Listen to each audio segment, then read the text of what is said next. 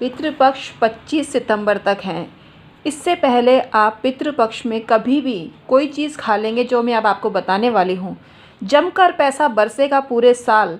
आप दंग रह जाएंगे कि इतना पैसा कहाँ से आ गया। मैं हूँ एस्ट्रोलॉजर डॉक्टर उमाश्री, मेरे चैनल में आपका स्वागत है।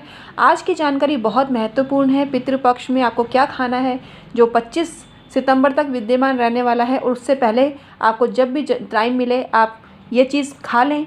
आपको ज़बरदस्त फ़ायदा होगा और पितृ भी आपसे तृप्त होंगे और खुश होकर आशीर्वाद देंगे। मैंने एक वीडियो बनाई है अमावस्या पर, उसको अवश्य देखिएगा। उसमें वीडियो में बहुत अधिक उत्तम जानकारी मैंने आपको दी है। ऐसा क्या करें आप अमावस्या को जो आपके पितृ आशीर्वाद दे के जाएँ। इसको वीडियो को मिस मत करना और ज़्यादा से ज़्यादा वायरल करना इस वीडियो को, जो हर किसी के काम आ सके। इसका पुण्य आपको मिलेगा, तो हर किसी के साथ शेयर करें। ये वीडियो बहुत ही उत्तम वीडियो मैंने बनाई है। मैं हूँ एस्ट्रोलॉजर डॉक्टर उमाश्री, मेरे चैनल में आपका स्वागत है, जो कि आपका ही अपना चैनल है। मित्रों, आपके प्यार की बदौलत ये चैनल ग्रो कर रहा है, इसके लिए तहे दिल से आपका शुक्रिया। ऐसे ही अपना प्यार और सपोर्ट बनाए रखेंगे इस चैनल पर, मैं आपसे रिक्वेस्ट करती हूँ। आइए आज का वीडियो शुरू करते हैं, जो आपके बहुत काम का है। मित्रों, सभी मौक़ों पर बलि की प्रथा आज भी विद्यमान है, और बलि के रूप में हम कोई हिंसा नहीं करते हैं। अहिंसक तरीके से बलि चढ़ाई जाती है। आप नारियल बलि के रूप में प्रयोग कर सकते हैं। नारियल भी बलि के रूप में प्रयोग किया जाता है, और जायफल भी बलि के रूप में प्रयोग किया जाता है। इन दोनों में से किसी को भी आप ले सकते हैं।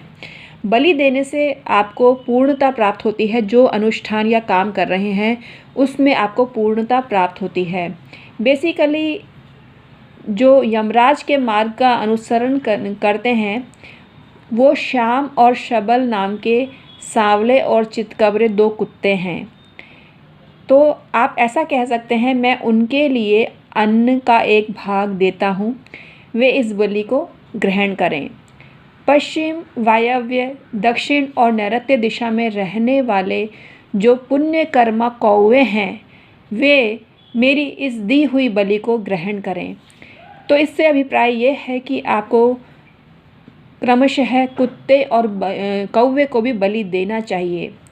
जो कुत्तों और गौओं को उनका भाग अर्थात बलि न देकर स्वयं भोजन करते हैं, वो नरकगामी होते हैं, और उनको ऐसा फल मिलता है जो बताने लायक नहीं है।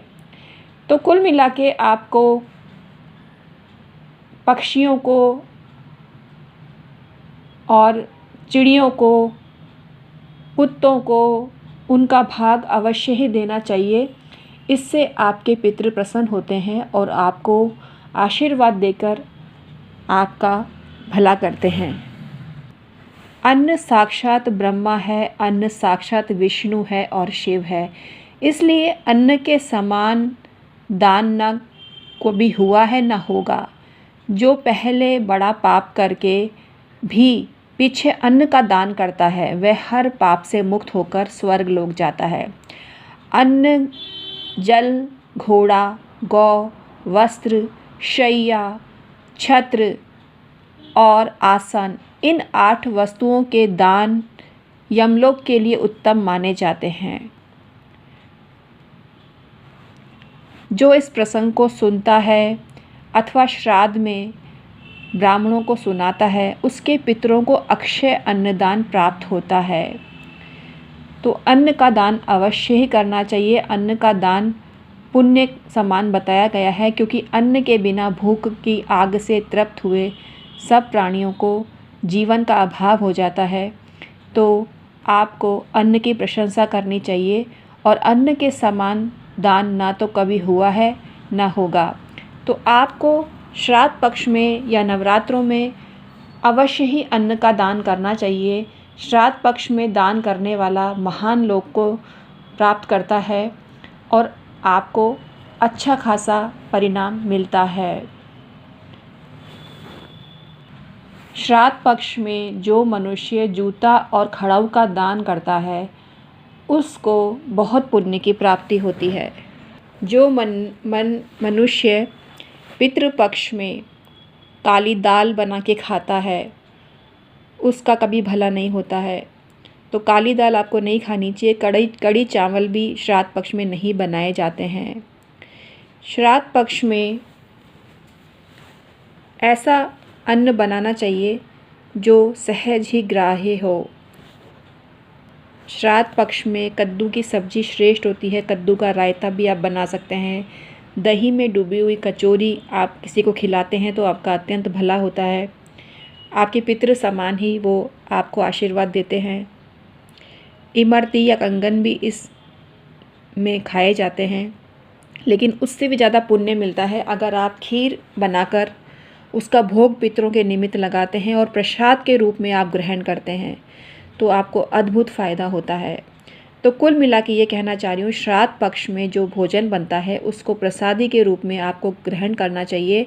और कंगन भी आप ग्रहण कर सकते हैं, सफ़ेद मिठाई आप ग्रहण कर सकते हैं, लेकिन उससे भी बढ़कर है खीर का महत्व। और श्राद्ध पक्ष में जो मनुष्य खीर बनाकर पितरों के लिए खीर का भोग लगाता है और वो स्वयं परिवार सहित उसको प्रसाद के रूप में सेवन करता है, उसको इतना फ़ायदा होता है कि पितृगण आशीर्वाद देते हैं और उसका सब जगह भला ही भला होता है और उसके घर में वर्ष भर पैसे की कमी नहीं होती। वो ज़िंदगी भर पैसों में खेलता है, ऐसा पैसा उसके पास आता है। भगवान श्री कृष्ण ने कर्म का उपदेश दिया है और कर्म का उपदेश के अनुसार जो जिस तरह के कर्म करता है उसको वैसे ही फल मिलते हैं।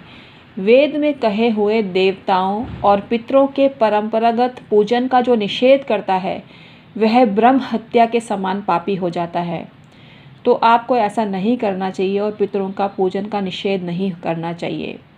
जो भगवान ऋषिकेश और उनके मंत्रोपासकों की निंदा करता है, जो पवित्रों में भी परम पवित्र है, जिनका विग्रह आनंदमय ज्ञान स्वरूप है, तथा जो वैष्णव जनों में परम आराध्य एवं देवताओं के सेव्य हैं, उन सनातन भगवान श्री हरि की जो पूजा नहीं करते हैं बल्कि उल्टा निंदा करते हैं, उनको ब्रह्म हत्या का पाप लगता है।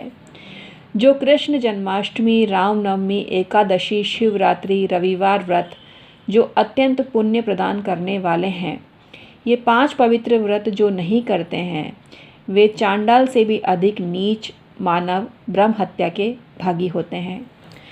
तो आप इन जानकारी को सबसे शेयर करें जिससे कर्म का फल सब समझ सकें और जान सकें कि किस कर्म का क्या फल है।